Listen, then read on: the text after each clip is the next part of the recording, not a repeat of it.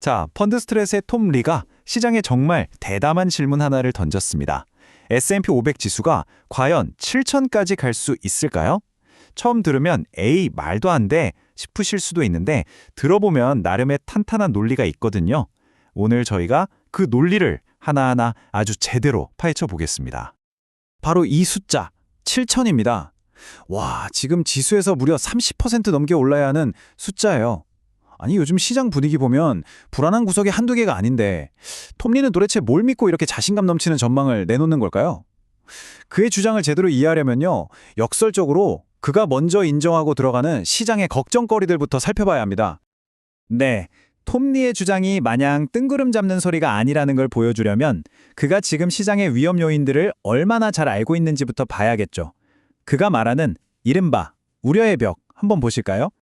자, 첫 번째 걱정거리는 바로 사모신용 시장의 불투명성입니다. 이게 뭐냐면요, 쉽게 말해서 누가 얼마나 위험한 폭탄을 돌리고 있는지 깜깜이라서 알 수가 없다는 거예요. 이런 불확실성, 이거야말로 언제 터질지 모르는 시한폭탄 같은 거죠. 그리고 두 번째, 이건 정말 지겹죠? 끝날 듯하면서 절대 끝나지 않는 무역 갈등입니다. 이런 지정학적 긴장감은 기업들 발목 잡고 투자자들 돈줄 묶어버리는 아주 그림자 같은 존재잖아요. 마지막 세 번째는요, 바로 최근에 확 치솟았던 VIX, 시장의 공포지수입니다. 투자자들이 지금 얼마나 불안에 떨고 있는지를 그냥 숫자로 딱 보여주는 거죠. 네, 바로 이 세 가지가 톰리가 말하는 시장이 넘어야 할 거대한 우려의 벽인 셈입니다. 그런데요, 바로 여기서 톰리의 관점이 확 달라집니다. 그는 이 모든 걱정거리들을 다 인정해요. 네, 맞아요. 문제 맞습니다. 하지만 이게 연말 랠리를 막을 만큼 결정적인 건 아니라는 거죠.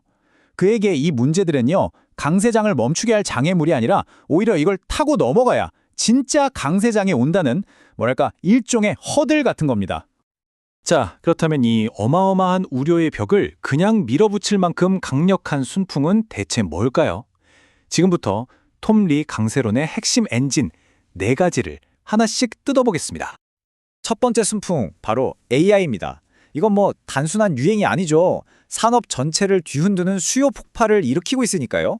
두 번째는 현금입니다. 아직 시장에 들어오지 않고 관망만 하면서 쌓아둔 현금이 어마어마하다는 거죠. 이 돈이 한번 움직이기 시작하면 정말 강력한 매수세가 될 수밖에 없고요. 자, 세 번째가 아주 재밌습니다. 바로 기관 투자자들의 초조함이에요. 생각해보세요. 펀드 매니저들, 기관 투자자들 10명 중에 거의 8명이 지금 시장 평균 수익률도 못 따라가고 있대요. 연말 실적 마감은 다가오는데 이러다간 큰일 나겠죠? 뒤처진 수익률을 만회하려고 막판에 공격적으로 추격 매수에 나설 수밖에 없다는 겁니다. 그리고 마지막은 모두가 비관론을 빠져 있을 때가 오히려 기회다. 바로 이 역발상 심리입니다.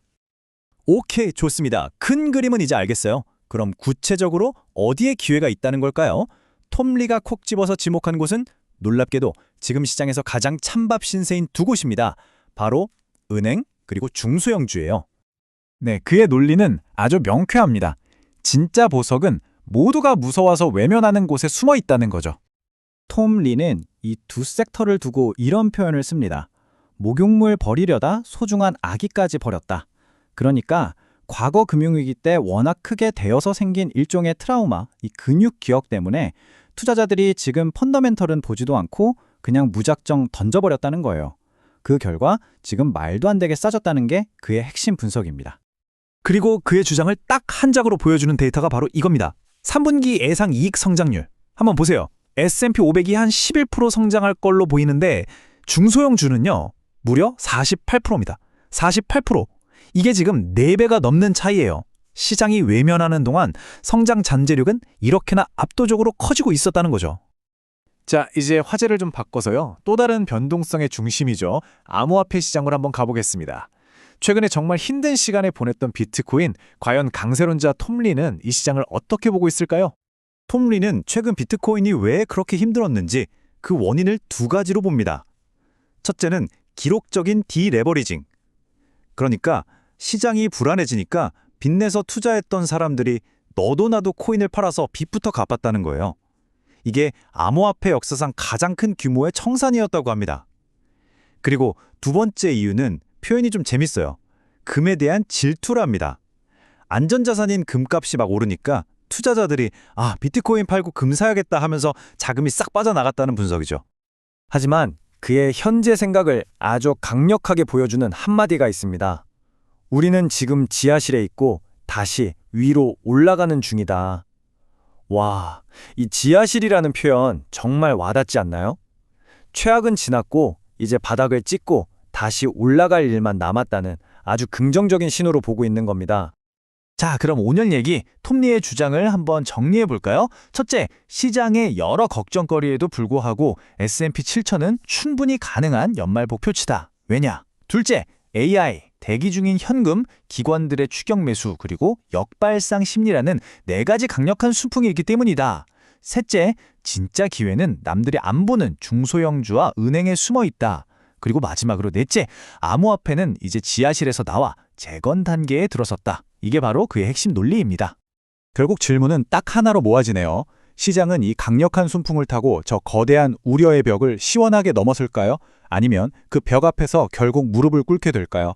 톰리의 이 대담한 예측이 과연 현실이 될지 아니면 그냥 희망사항으로 끝날지 이제 시장의 움직임이 그 답을 보여주겠죠.